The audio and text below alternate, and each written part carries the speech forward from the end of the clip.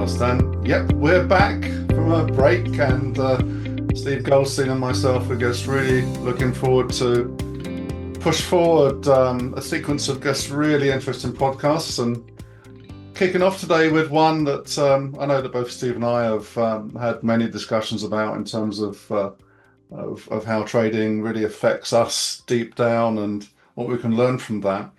And there's a book in particular that we want to focus as sort of our sort of thing we're hanging on to in this particular session. So I'm just going to hand over to Steve, and I'm sure he'll be very pleased to welcome him himself back to the podcast, to just start off with referencing this book and some of the things that we're going to dip into today. Yeah, sure. Hi, Mark. Good to see you again. And as you know, it's we're Well, back now. A lot of people messaged us in that meantime to go, "Where are you guys? When are you coming back? Are you coming back?" And we're delighted to say that we are. And we're starting today with a discussion about trading that's connected to one of my favorite books. It's a very well-known book in the world of psychology, psychotherapy, coaching, by Bessel van der Kolk.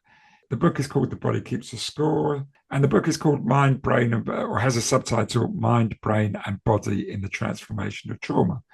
Now, that might sound a little bit extreme for trading, because really the book talks about deep trauma, what we would call real world traumas, people caught in war zones, soldiers returning from war with post-traumatic stress. People who have been abused and been within abusive relationships. It studied this, and it studied the effect of these on people and the different ways that people deal with these aspects. Now, I often talk about trading being a trauma, not this sort of trauma, but a kind of whole series of traumas, one after the other, personal traumas for people, traumas where we end up questioning our own sense of self, our identity, our ability. You know, trading is a very lonely job. Even if you sit within a trading room with hundreds of people, it can feel like the loneliest place in the world. And a lot of people, you know, when dealing with the markets and the randomness and the uncertainty and the destructive power of markets that it can have on you, it can destroy your self-image, your self-worth, your sense of identity in a way that really does feel like a trauma. So we're going to go through to this today, and I hope this resonates with you. And we're going to discuss this between us. So just to really set up the book, Bessel van der Kolk was a psychiatrist and a trauma researcher who's done decades and decades of clinical work in neuroscience. And the core thesis of the book is that trauma isn't just a story that's stored in our memory. It's actually stored in our body and in our entire nervous system. And that's why talking about it alone often isn't enough just to resolve this. This courses through our veins. This courses through every part of us, and it gets retained in the body, these traumas. And what really drew me to the book, as drew so many people to the book, is how often it is quoted by leading traders that I work with, who eventually make their way to it. And it helps them start to understand some of the dynamics of the pressure performance relationship. So today I want to sort of talk with Mark, and you know, this is really going into a space where Mark very much operates in, about 5 lessons that I would say that I took away from the book, that I think would be really interesting for you, the audience, to listen to, and you know, try and process for yourself, and you know, think about how it affects you in some way. And the first of these is it's not really the term called in the book, but I call it amygdala hijack. Okay, it's where the rational brain goes offline under threat. And Van der Kolk's done a lot of neuroimaging work, which shows that under perceived threat, our prefrontal cortex, our medial prefrontal cortex, the part of the brain that we generally use for rationality, self-awareness, reasoned decision making, that gets shut down. It goes quiet. Okay, it gets taken over by the fear response from the amygdala, which is a much more ancient part of the brain. And the brain's threat detector system suddenly is switched on to high. And this is why, just rationalizing something that people in an emotional state doesn't resolve it for them. You can't rationalize that moment because people are not engaged with the rational brain, and they don't have the ability to just switch the rational brain on or not. They're not neurologically capable of thinking their way out of that moment. If you ever see someone who's caught in a trauma or a panic, what a doctor or a medical person or even a coach would do is get them to breathe at that point, to just sit with their breaths and count their breaths as a way of slowing it down and getting back to rationalizing and being rational. If as a trader, you recognize this particular moment, it's where you have a plan, you have a process, you're watching the market, you know what you want to do, and then market goes a little bit crazy, volatility picks up or certain levels get broken. If you're in a trading room, there's a lot of shouting and screaming around you. If you're working at home, you're seeing the market just suddenly, move in leaps and bounds away from where you were. And you might be at that point taken into almost a sort of mini panic state. And you kind of lose sight and forget your process and your plans. And you only realize the time where afterwards, when this is over later on in the day, where you're looking at your P&L and you're looking at your performance and you're trying to understand what happened. And you might say to yourself, what was I thinking then? Why did I do that? That was not in my plan. What made me do that? But the reason was, it's because you've neurologically kind of gone offline. Your prefrontal cortex, your thinking capabilities have gone offline and been taken over, been hijacked by the amygdala. Okay. So I'm going to throw this over to Mark and get your views on this, Mark. Great, and thanks for that, Steve. Very interesting topic. This you're about to find out quite close to my heart. So 200 million years ago or so, when the early brain was evolving, physical threat was there to be dealt with, and the amygdala was the early part of that brain, of course, is part of our own brain, often referred to as the reptilian brain from our own perspective. And the amygdala, of which there are two on one, there's one on the left and one on the right side of the brain. They're called amygdala because it's the Greek word for almond, because they look like almonds. And but this was for a physical threat 200 million years ago. But when in the modern world, of course, we perceive threat, and that threat can come from all sorts of places. We can create our own threat by the way that our mind wanders into disaster, but also if from a trading point of view, something nasty happens, the amygdala is kind of like a tripwire. So it trips you into thinking, I'm under threat. Now, the problem is that we're using a 200 million old sort of operating system to face what is generally an emotional type of threat, because it's emotional control we're talking about in terms of trades and our reaction to trades going wrong. And what it does, it floods the body with cortisol and adrenaline because it thinks you're about to go into physical threat. And you're just looking at a trade disaster, let's just say. So it's teeing you up for a physical threat. So it widens out the arteries to allow blood to pump to the big muscle groups. It takes blood away from the surface of the skin so you can get a cold sweat. Your hair might stand on end. You might get a bit of a sort of a dry mouth as well. Your digestive system's offline because that's not important if you're about to try to survive a physical threat. Your heart starts to beat faster. I mean, people out there thinking, I recognize this. This is me in moments of panic, and it is panic. So the physiological state of the body is changing, because of a perceived threat that your body's treating as a physical threat.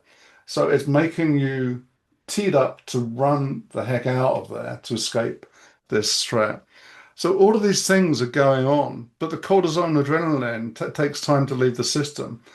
And as Steve said, prefrontal cortex, if you're under physical threat or perceived physical threat in this case, you're not thinking about your pension plan. You're thinking about how the hell do I get out of here. So prefrontal complex thinking, or even the appetite for complex thinking, is offline, as your body is, just trying to deal with threat. And of course, we hear that it can be a faint, it can be a freeze, get the hell out of there. There are various aspects of how we could look at threat in terms of our reaction. I've seen, as stated on podcast before, I've seen somebody freeze, absolute, rigor mortis freeze, because the threat was so overwhelming. So it is difficult. And Steve mentioned briefly about the use of breath. We must also understand there's a huge amount of research, and I think the author mentioned it in his book too, about the fact that the amygdala can be shrunk, but it also can grow. So the more perceived threat we're under and we're not managing, the amygdala can actually get bigger. So it actually becomes even more of a problem. Using stress management processes like particularly mindfulness, that's been shown to reduce the size of the amygdala, which means when you come under perceived threat, your response to it is much more managed because the amygdala and its processes has become a little bit more controlled. So there are ways to look at this. But of course, if you start thinking I'm going to guess, okay, not bother, and I'm going to carry on just as I am, reacting to threat in this way where adrenaline and cortisol gets flooding the system. I'll give you a clue, your sleep's going to be pretty bad as well because the cortisol and adrenaline just doesn't help sleep. So you wake up the next day, you come to the market, you've got a compromised mindset, it all kicks off, and you're already on a back foot. Over time, this creates huge anxiety. It can create depression and recurring depression. And Steve and I will tell you that quite a few people that we've coached, we've seen that show up, where people have shared that with us, that, this becomes, as we call it, a bit of a doom loop, but it's a mental doom loop that we get stuck in because of the chemical side of our reaction to trauma that's in our body. So yeah, there's a little bit of an introduction from me. Trauma can take its shape. You can have small trauma, you can have big traumas, but if you're not careful, it can turn you into the green-eyed monster. And you look back and you just think, what the hell was I doing? Why did I do that? Why did I say that? If you're in a big corporate environment, it all kicks off and you've got the wrong version of you showing up, you might well have conversations that get you into even more deep water.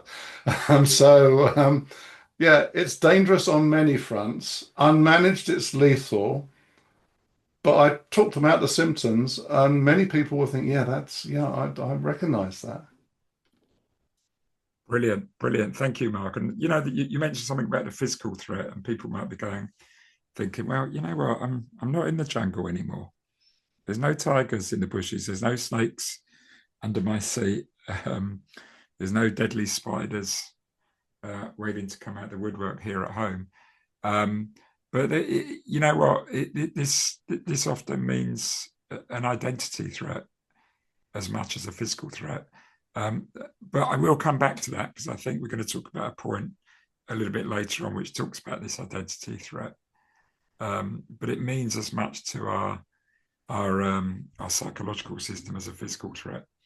The second point in the book, okay, which I wanted to draw, and this is why this book is so profound, is that he argues that the body knows before you do.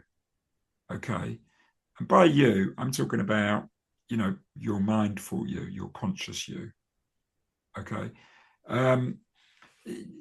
His argument is that, and it draws on the work of a well-known scientist called Stephen Porges, who came up with something called the polyvagal theory. And there's an old psychologist joke, which is what goes on in the vagus nerve stays in the vagus nerve. And the vagus nerve is a major part of your nervous system, which connects your brain to your stomach. And people often call the stomach the second brain. And I think it's found to have um, more nerves in it, related to thought, than most mammals, about the same as a cat. So, and when we talk about getting butterflies in our stomach, that is why. How we feel, and the words about the stomach come out in our trading, gut instinct. You just think of the very term we use: traders who trade from the gut. The stomach feels things often before we're conscious in the brain about them, as we do in other parts of the body. I mean, if you were to ever do a body scan, which is a great technique used in certain psychotherapy fields, and also within mindfulness, the work of mindfulness. I've done that where I feel an awkwardness in a different part of my body, maybe in my chest, maybe in my arms, maybe the top of my legs. We've all felt the hairs on the back of our neck stand out at various times, or a pain in our neck. Okay. And the idea between the polyvagal theory, as Van der Kolk describes it, and the concept of neuroception, is that the nervous system is constantly, unconsciously scanning for danger. And it's doing that, and it's happening faster and earlier than conscious thought. Okay, so when you think about the tight chest before a trade, the urge to check the position for a 10th time, the shallow breath before hitting send, that's not noise. That's neuroception firing before the conscious mind is caught up. This is the what if moment, where FOMO and fear of regret causes us to do something that the conscious, rational mind has planned for us. Okay, and this is this is real. This is happening. This is why it's impossible to trade unemotionally. We try as much as we do. In fact, I have a kind of issue with much of the training industry out there, and I've been around the block many times on this. 25 years as a trader, 15 years as a coach working with traders, and one of the mistakes I used to try and make, and my colleagues all tried to make, is to think we could trade without emotions. And I see this in lots of trading academies and courses, where they're trying to teach people to trade without emotions. Okay, even some of the big hedge fund academies try and do this, try and create unemotional decision making. But in the real world, not in the laboratory, unless you're a robot, these two aims are impossible. Okay, and that's why we're wired this way through our we operate through our central nervous system, which has evolved over millions of years. And as Mark said, the amygdala 200 million years old or something. Okay. So the feelings we have, they occur before thoughts. So unless you plan to miraculously flip millions of years of evolutionary hardware, you have to accept that reality and start from there. And I meet some incredible traders who have come to terms with their emotions, factor it into their process, and actually have become much better traders. So I'm going to throw this now over to you, Mark, about how the body knows before you do. Yeah, it is interesting, the speed of reaction. I mean, one of the things that I thought about was that if you pick up something that's hot, your response to it is quicker than thought. Yeah. Something in your system telling you to drop it. It's an immediate reaction that is milliseconds. And if you had to think about it, you'd burn yourself. But there's something in our system that reacts quicker than thought, because neurons are everywhere. But in terms of also how we engage with, and this drifts into presence a little bit. We often talk about presence, and what is presence? It's just being aware of the what we consciously see, but also understanding there's another layer that's below consciousness that we're also picking up signals from, and it's understanding those signals and translating them into actually doing something.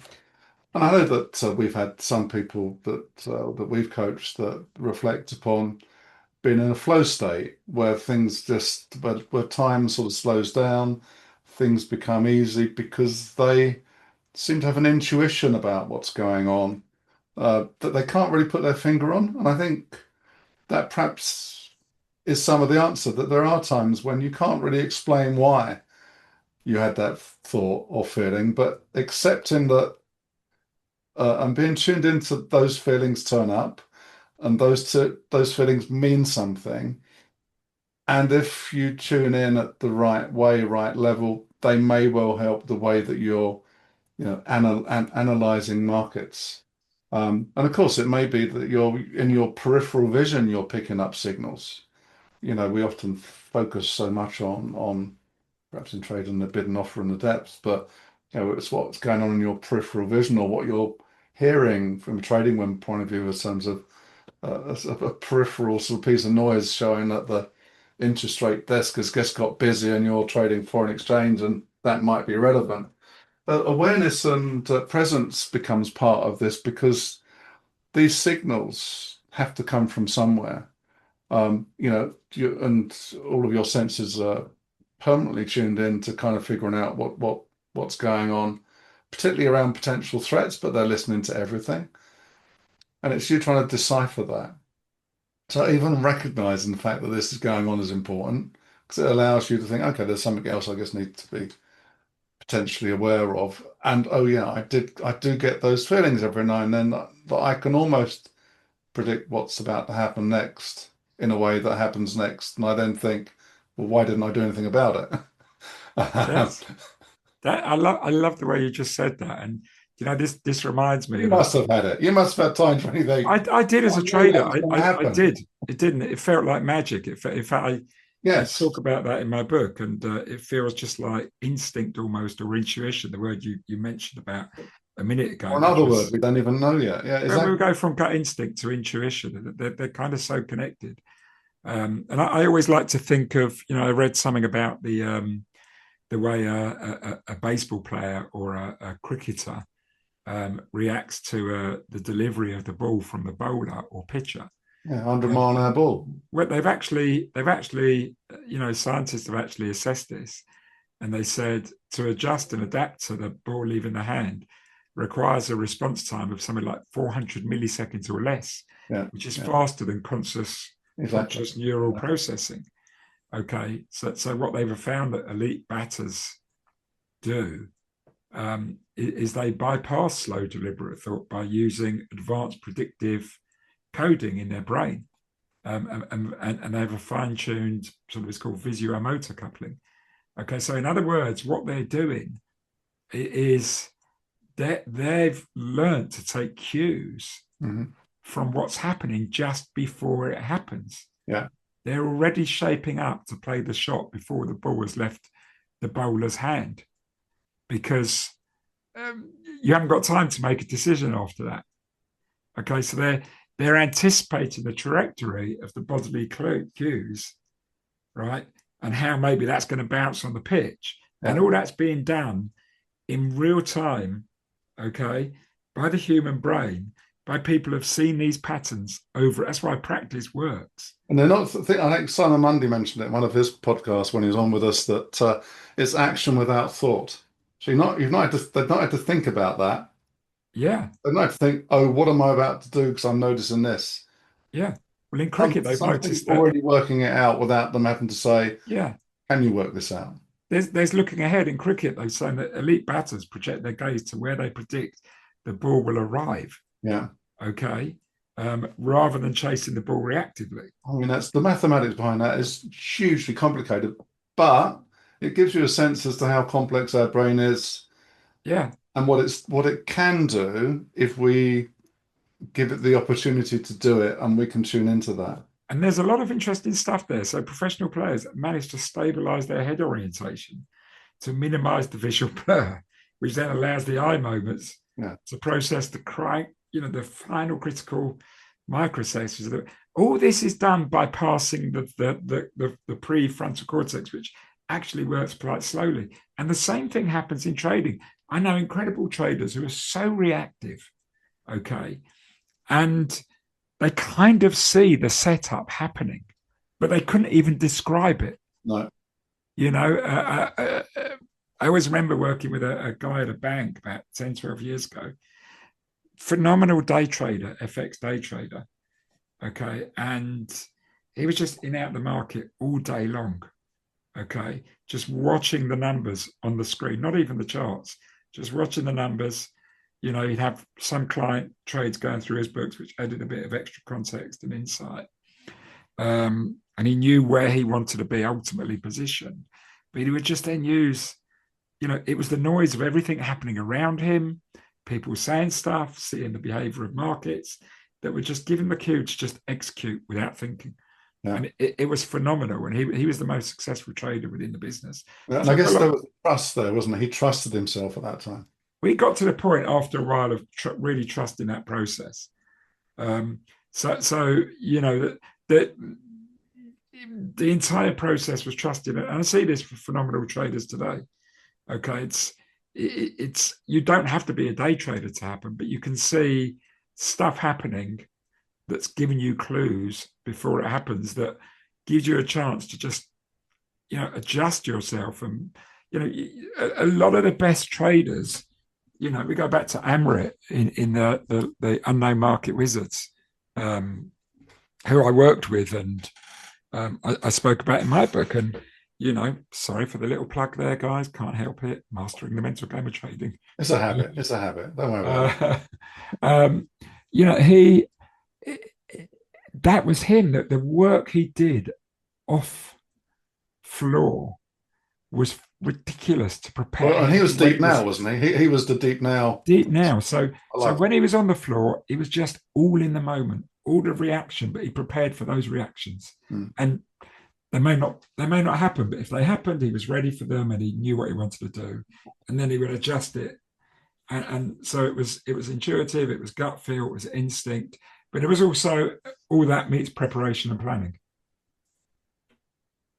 So, to see that's where we can see this sort of working together as a beautiful coordination. So moving on to the third takeaway. So really the second takeaway from that, by the way, in fact, there's two takeaways. We never talked about a takeaway for the first one. The takeaway is build the rules and processes before you're in a threat state, not during it. Okay.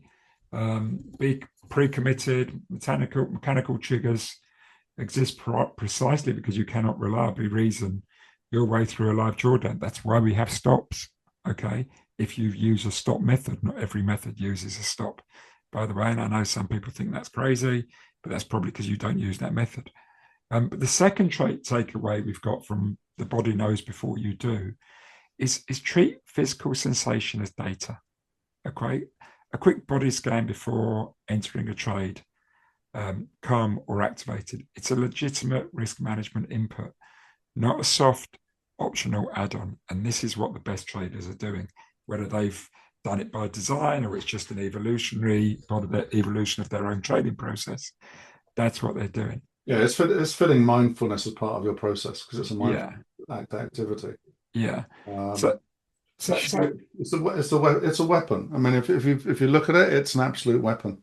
A lethal weapon, not just a weapon. Yeah. A lethal weapon. For some people, every top performer anywhere is doing it because it enhances.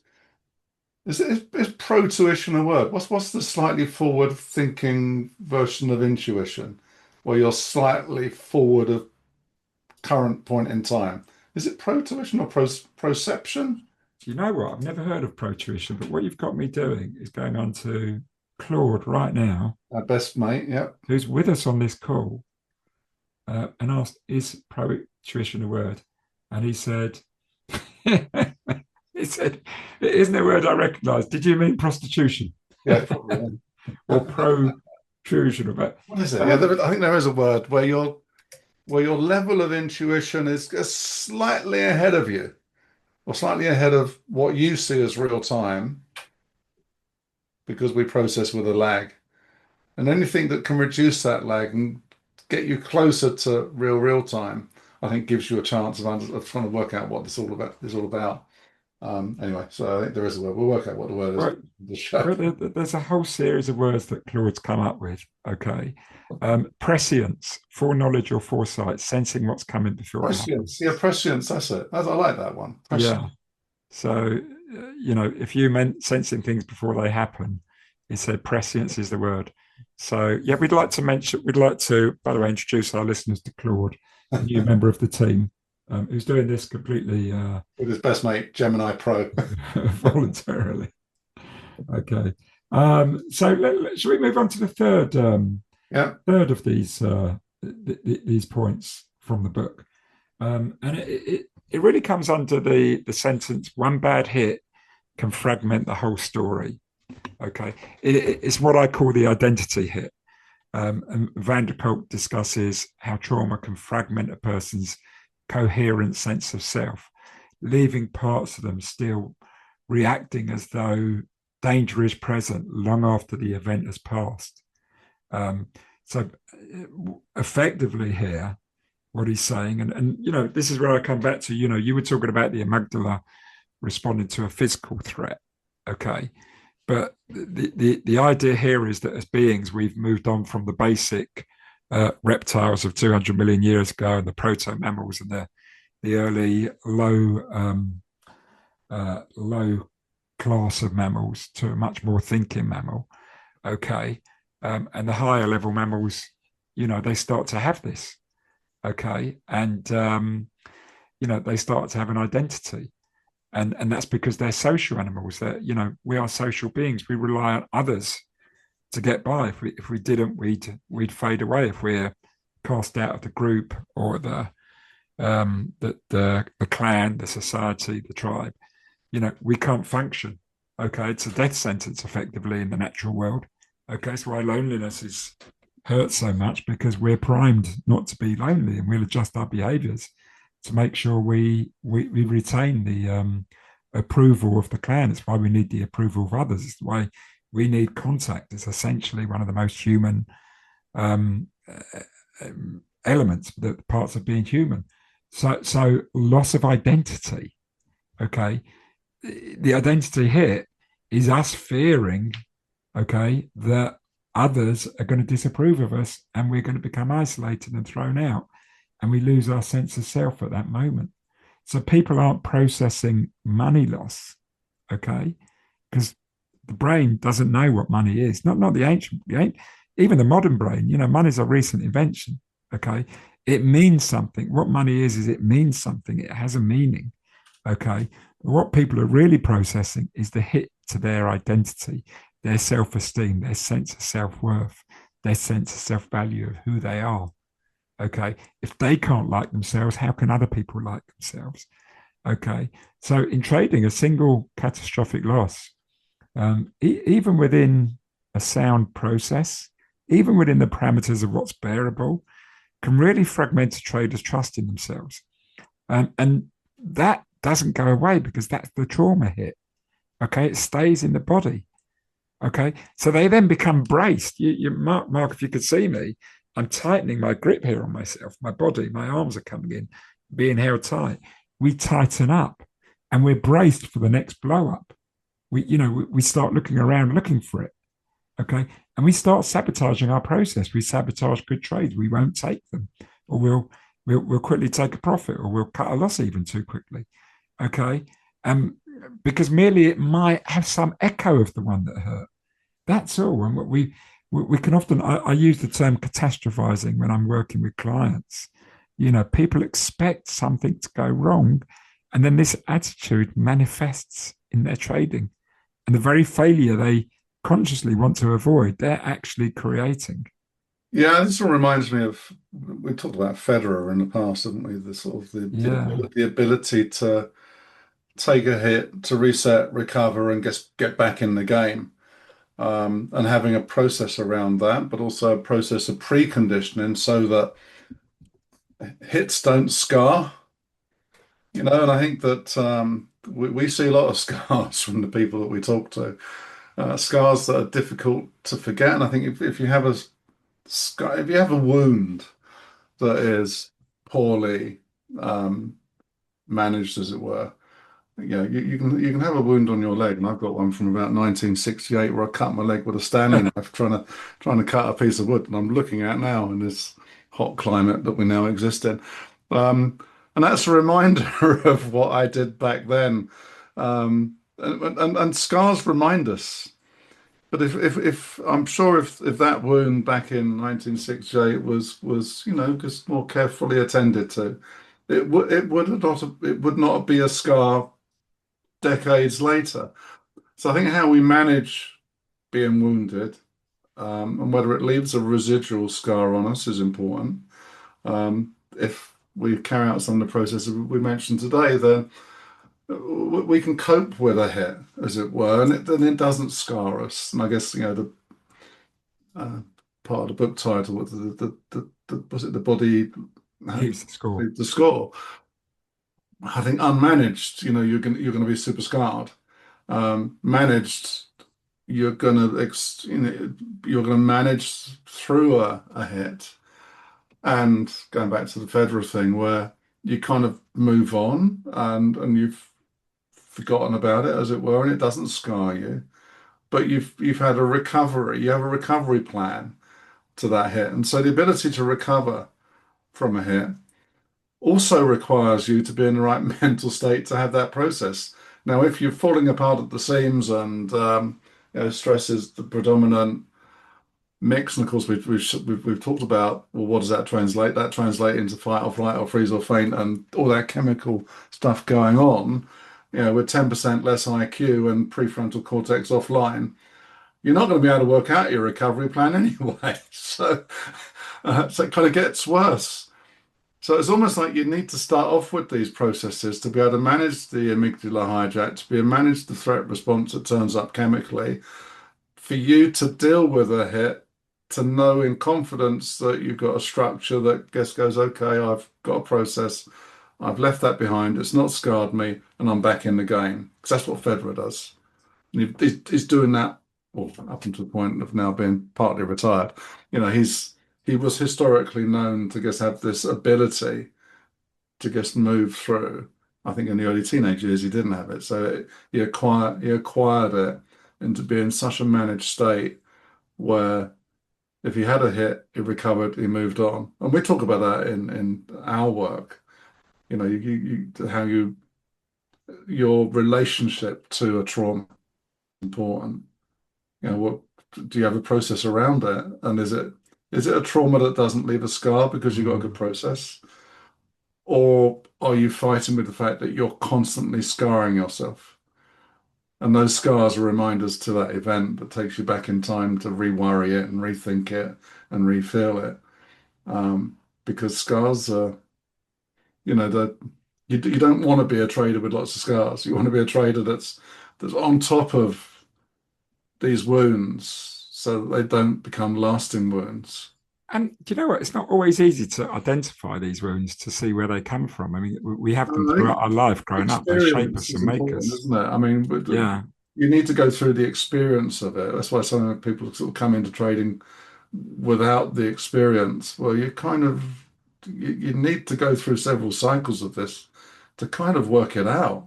Otherwise, it just makes no sense. Yeah. I do tell people who come to me for coaching that haven't had, minimum 2 to 3 years in the market, often a bit longer, because I mean, first of all, I think before you start working with a coach and dealing with this stuff, you have to learn the foundations, the technical stuff. But then you need to have had the hits, the bruises, you've got to bear some scars, and then we've got something to start talking about. Yeah. Okay. And you'll be trying to learn how to adjust and adapt to that. And I do have certain clients who I've worked with for years who will come after they've hit a big speed bump, and we'll try and unpick their trading back to the point where this started to happen. And then we'll try and unpick what that particular instant was and what the scar was, and and then how that's manifesting in what they're doing now, and and how that shapes their current. And actually going through that then frees them and lifts them out of it, and they suddenly start making money again. You can find people who don't normally have fear in their trading who can suddenly become very fearful for what appears no reason for them, but once we can link it back to something, they can often move on it. So again, this one bad hit can fragment the whole story. Yeah, and I think it is important. It's important to recognise the fact that we're not all perfect. Well, I don't think any of us are perfect. So no, no, no, You're no. the exception there, Mark. I'm going to pass. You're the exception, but I think most of us are perfect. Don't beat yourself up if you suddenly get a hit that you don't deal with appropriately. You That's know, normal. That's normal. That is life. you see it in Djokovic where you whack your racket against the net and all sorts of chaos. And he's got the most mindfulness strategy of many people. But, sort of allow yourself a bit of room that occasionally you might need to just think, okay, I just need to relearn that process. So yeah, we're not all perfect.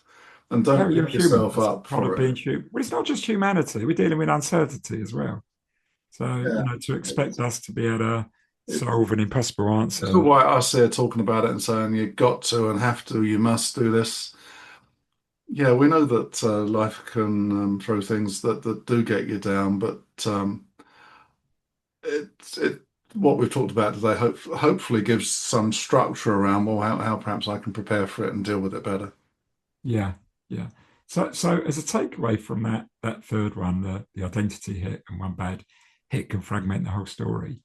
You know, there's no easy answer to these, but you want to be trying to separate that specific bad trade from the whole process, which is, as I said, this is what some of my clients would do. They'll come and talk about it and try and get close to what it is, name precisely what went wrong, rather than letting one loss quietly rewrite the entire story so that you end up going, I can't trust myself anymore, or I can't trust myself with risk. So that's that takeaway. And the third one. Now the fourth one. Talking about it is not enough on its own. This is what Van der Kolk's kind of central clinical argument is. That top-down approaches, such as talk therapy, understanding your story through an intellectual lens, that they're helpful, they're often necessary, but alone they're not sufficient. Now, real change also needs bottom-up work, approaches that engage how we're feeling, how our body's reacting, how our nervous system is working. Okay. And this is where the mind and body work is done. Okay. The coaching, the grounding of self, the breath work, this really starts to make a difference. And I'm going to hand over to you very quickly, Mark, in a second. But first, I want to talk about, because we haven't really spoke about this, the Golf Open recently, the British Open, won by Ryan Fox, going so fast that even the TV cameras couldn't catch up with his winning shot and missed the start of his final putt. It was incredible to see. But he talked afterwards about the breath work he's done, and between shots, just walking to the next shot and counting his breath. Yeah. So he silences the mind. Well, I can add to that. So early 80s, Yeah. I got invited on a NatWest golf day, and there was this, and I was, early 20s, and there was this, I don't know, he must have been 60, but he might have been 40. He'd lose sense of age, when you're that age. And he was a fantastic golfer. And in between shots, he was bird watching. I mean, it's just ridiculous. He had a pair of binoculars strapped to his bag. So he played his golf shot, and where most golfers, were sort of thinking about their next shot, he was bird watching, and it's remarkable. Oh, there's a woodpecker up in that tree. It's like we had 18 holes of bird watching. But you could kind of work it out in the end that he was not thinking about golf at all. And he was tuning into his senses. And I think, it's kind of a relaxing thing observing. You tend to calm yourself down by observing and paying attention and listening to sounds and, trying to be curious. It's all part of, a mindful walk in a way. And it wasn't about breath, although his breath would have been slower, his heart rate would have been slower because he was involved in that type of practice. And he turned up to his next shot as fresh as a daisy and didn't do a practice stroke. And I think it was a 4 handicap or something. It was just ridiculous. So it was much in the way that you've mentioned here. It's what you do in between the action was really, really important. I was smart enough at the time to notice that because I was already on my own journey all those decades ago, that was emerging as to my methodology of managing me. But you could tell the action was one thing, but the action was defined by what you did before the action. And in golf, as you mentioned about Ryan, it was counting the breath, and that, of course, would have made presence. It was reducing heart rate. It was calming the system and giving him mental energy to just turn up and do what he did. Phenomenal. Wasn't even on the, what was he, world top 50, world top 70? But it was great that you mentioned that. And I don't think he's unusual. It's great that you talked about it. And I think that if you talk to many of these top performers, they will all mention something around breath work, something around how they breathe, when they breathe, how they use the breath to We get knew it was a huge thing for Federer, wasn't it? massive. Oh, well, And, Djokovic has written a book on it. and I think, yeah, Djokovic, I think high performers, elite performers, I think, is it Taylor Swift? And, they do a lot of this stuff. Well, I mean, England World Cup team had meditation session. Williams, all the F1 teams, Yeah. all the drivers. I mean, Nico Rosberg's commented, I'll say again, on my LinkedIn post, Mr. Nico Uh-huh. Rosberg. Yeah. Great advice, Mark Randall. But yeah, he's all over it. All of these people are all over this stuff that, unfortunately, a lot of blokes, I say blokes in the world of trading, kind of laugh at, thinking, "Oh, that's a bit girly. That's a bit about emotional intelligence." Or I won't really, do I really want to be seen to be doing that? But wake Yeah. up, wake up. The world's greatest performers, but in what are they doing in terms of performance, are doing this stuff for a reason, and they're doing it because they can be slightly ahead of themselves in terms of presence. They're dealing with disappointment and moving on from it rapidly. And they realize that disappointment's going to come. And the things that traders can learn from that by embracing that philosophy, I mean, it can change your game. It can change your P&L. Yeah. And this is, I always talk about the importance of doing, you know, the physical and the practical work to make yourself better. Journaling is one of the best. Okay. Maybe do some post-mortem analysis in the planning and preparation. Um, a lot of people now are using AI reflective coaching to help them. They're talking things out and seeing what patterns are coming back from their AI machines. These are really helpful, but they're also limited. They're outside in. We have to understand that there is only so much you can do. This is the mirror, and you look in the mirror alone doesn't resolve things. Okay, there's my reflection. Now what? Okay, useful, but they don't necessarily switch off a body that's still flooded with adrenaline at a No, certain it's very setup. interesting you say that because what they're not doing, they're not listening to the tone of what you've just asked. It's not looking at your body language in response to things as you go about, the conversation, the dialogue, which of course, on the real, physical coaches are paying attention to response as well. And of course, AI doesn't do that. It's Mm, just chucking out some logic. And I've done the same thing, and some of it's led down rabbit holes that are difficult to yeah, get out of, right? And you think, where's it going with this conversation? I'm going to end this. Um, and so it's not going into your soul, no, no, I and like that. it I doesn't, like that. it's not understanding you and your response, and or that you've just raised an eyebrow to a comment where you think, okay, he's not, that's not landing well, or he's questioning that. AI can't do that. I'm sure, down the line there'll be all sorts of things that it can do, but it's not able to get into your soul and to monitor in real time your response to certain things as it communicates with you. It's what I call the limits of intellectuality. Okay, Mm. we can only talk out so much. We can only reflect so much. We can only look at our reflection so long. That's only the tip of the iceberg. Yeah, it's useful, To use but a metaphor, it's useful. It's essential, but it has to. It works best with something else. So breath works, for example, of doing something for the body. Mindfulness, that's stuff you can do yourself. Okay, it steals the mind. Okay, the deliberate reset.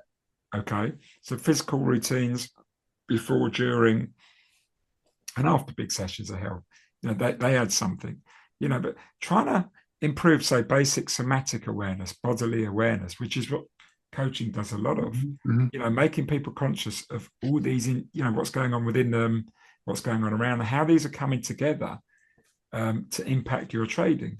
What you say is interesting. I'm just going to butt in there because I was coaching somebody the other day who I then refused to coach for the rest of the session because I said, "You're exhausted. You're just looking exhausted."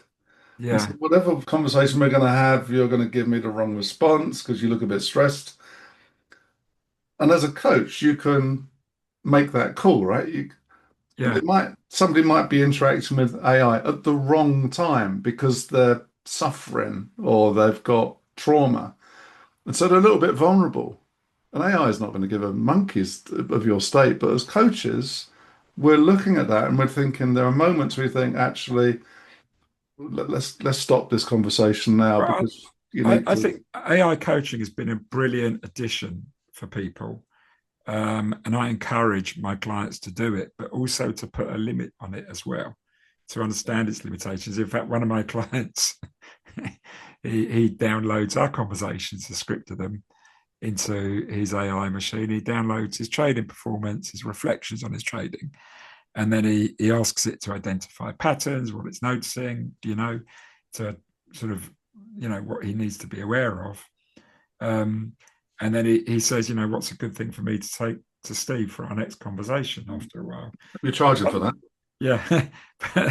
The funniest one was he turned around to me one day and he said, I was putting all this into AI. I was stuck. It was things weren't working out. And eventually I went, it was Claude just went, Oh, Steve. perhaps you should call Steve, set up a session. And I was like, yeah, recommended by Claude. So anyway, this brings us to the, that's the takeaway, really. It goes beyond that. It goes beyond intellectualizing. It goes beyond the mind and into the body. Okay, do that work and examine that work and explore that work because that's the hardest stuff to understand. Okay, which brings us to the fifth takeaway. Okay, and I think you're really going to like this one, Mark. Okay, it's safety in relationship is what lets the system recalibrate. Okay, we are people, we are human, we are social beings. That's probably the core essence of being human is connection, other people. Okay, one of the most quoted lines in the book is being able to feel safe with other people is probably the single most important aspect of mental health. Okay, co-regulation, feeling sense in the presence of calm, attuned persons is often what allows a dysregulated nervous system to reset more than any technique practiced alone. And I'm going to take this a step further, okay? Because a few years ago, I did a course on sort of particular philosophy that I follow in my coaching and the field of psychology that I'm into is called Gestalt psychology. And there was this course being run on Gestalt and trauma, a series of trauma workshops. And one of the things that really stood out to me from it and then they were talking about the trauma of addiction, mainly people who've been through various addictions, drink, drugs, alcohol, sex, and sugar, and many other sort of addictions. And what they were arguing was the cigarette or the alcohol itself wasn't the addiction. It grew out of connection. These people started being in places where they were connected safely to other people. They were no longer judged. Okay. They were no longer, it wasn't a painful experience. It was a pleasant experience. So they were saying, these people who often had got into drugs at an early age, or if you look at where people become impressionable and start smoking, it's as we're becoming young adults where we need companionship, where we need to be approved by our peers and accepted. And you fall into a crowd that accepts you. And what are some of the habits of that crowd? Smoking. That's what gets you accepted by the crowd. Okay, you do it because other people are doing it. Drugs, it's what gets you accepted as a crowd. And then the real hit actually comes from being accepted by the crowd, not from the drug itself. But we then associate the drug taking with a hit, and we try to recreate that pleasure, and that's where the addiction starts. And that's a very simplistic explanation of it, possibly too simplistic. But I was fascinated by that.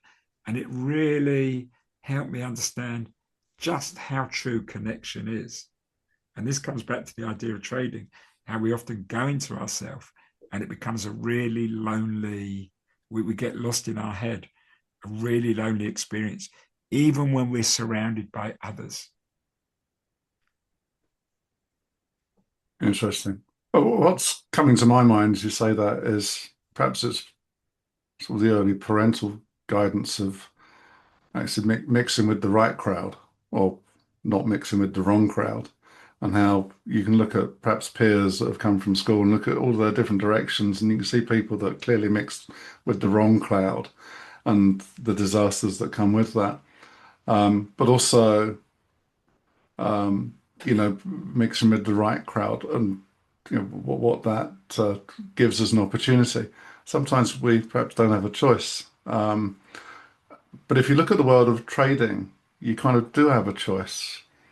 So, being in an appropriate community where there's professionals guiding it, listening to the right podcast. I mean, listen to podcasts with people with experience talking about it, because this is a kind of community as well, in a way.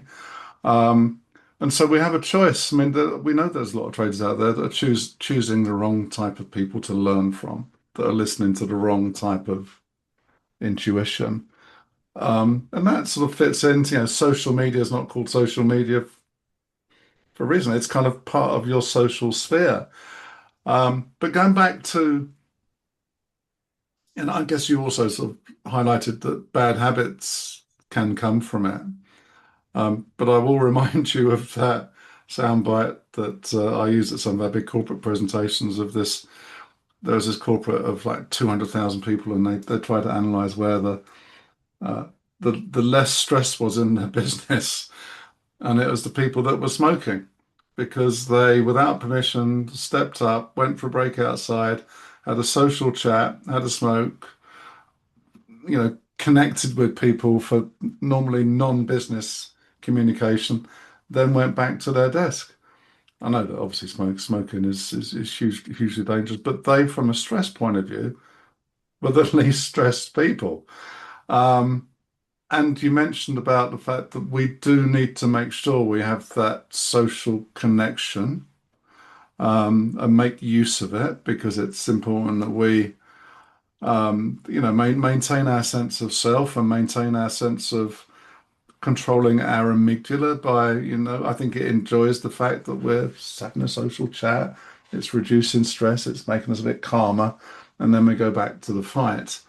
So yeah, so social connectivity is super important. And, my warning would be for people, just make sure you're in the right trader social group, that you choose carefully what channel you listen to, rather than believing someone that's been in the market for 5 years talking about, being experts in their field. Give you a clue. I don't even think COVID was 5 years ago now, was it? It's now 6 years ago, the start of COVID. Choose who you liaise with in your journey for, building your trading experience and being guided. And often have a partner. I think that's why a lot of people come to coaching. A lot of my clients I've worked with are, interestingly, a lot of them are solo traders, who come to me, and some of them have been with me 5, 6, 7 years now. It was same with me. You just think you just need this. They appreciate the sounding board. They appreciate, I guess, also an off ramp. For maybe someone to talk through a difficulty, Huge. to let go of it appropriately. They hear them saying it out loud, which changes everything. Or even that someone's just listening to them. Yeah, well, a trader alone with their P&L and in their own head is often the worst resource. That being alone in your head is the worst resource environment for recalibrating after a hit, which is what you have to do. A relief of having a discussion about it. I think I'm okay now. I've talked it through with whoever, Steve with Mark. And of course, that's almost an indirect service, isn't it, that we're providing as part of that relationship. And it's not you alone against the world anymore. It's you and a supporter, Yeah. someone with you on the journey. In fact, you often see this with high performers. For the Beatles, all have them. It was Epstein's. Yeah. I just saw the Sinatra show a few weeks ago. It was George Evans, his promoter. Yeah. Billie Holiday was featured in that.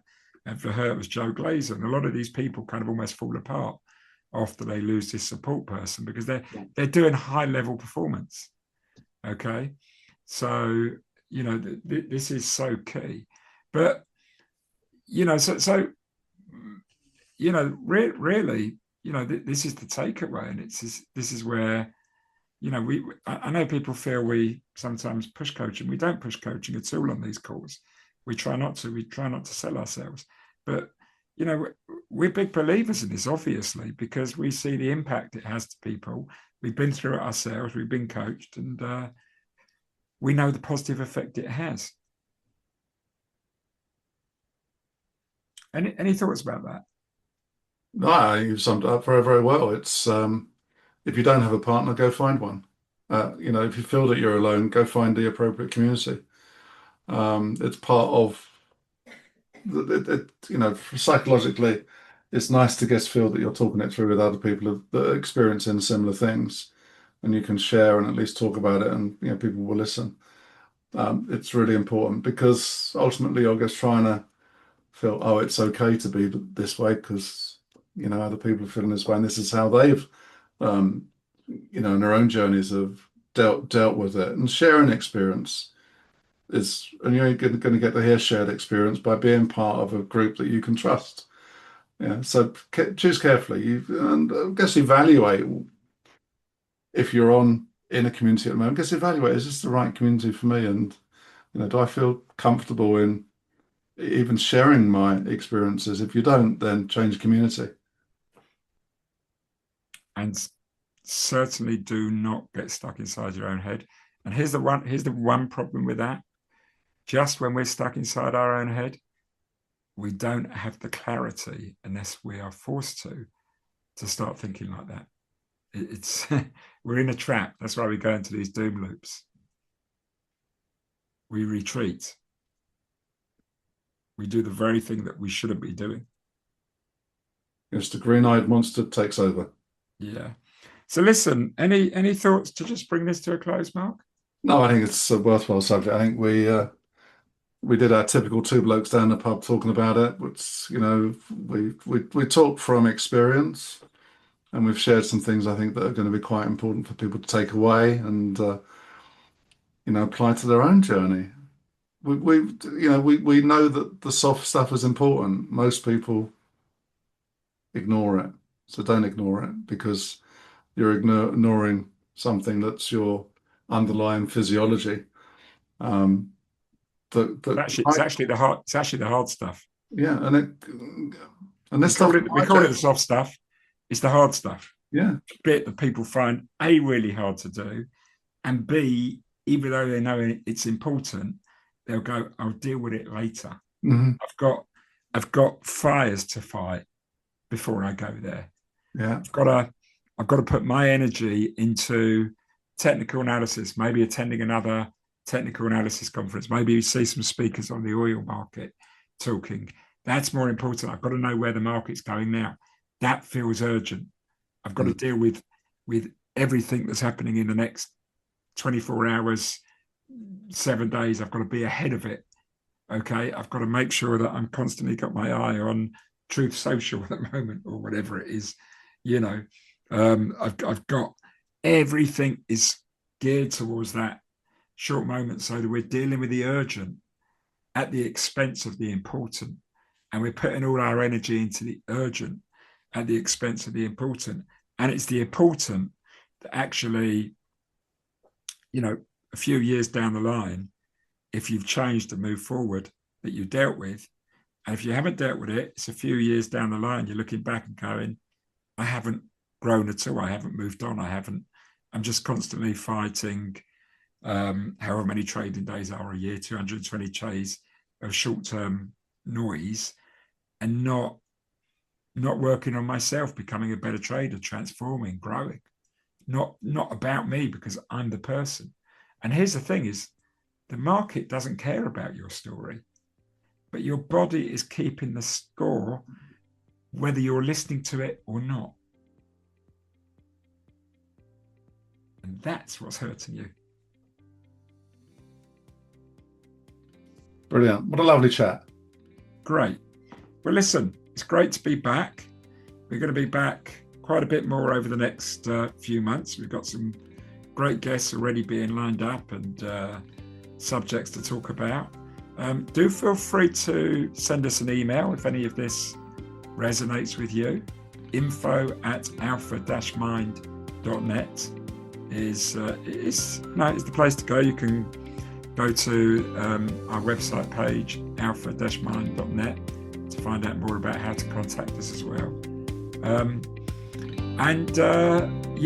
It's been great being back out here, talking to you, the audience, on the subjects we know that matter to you and that we love.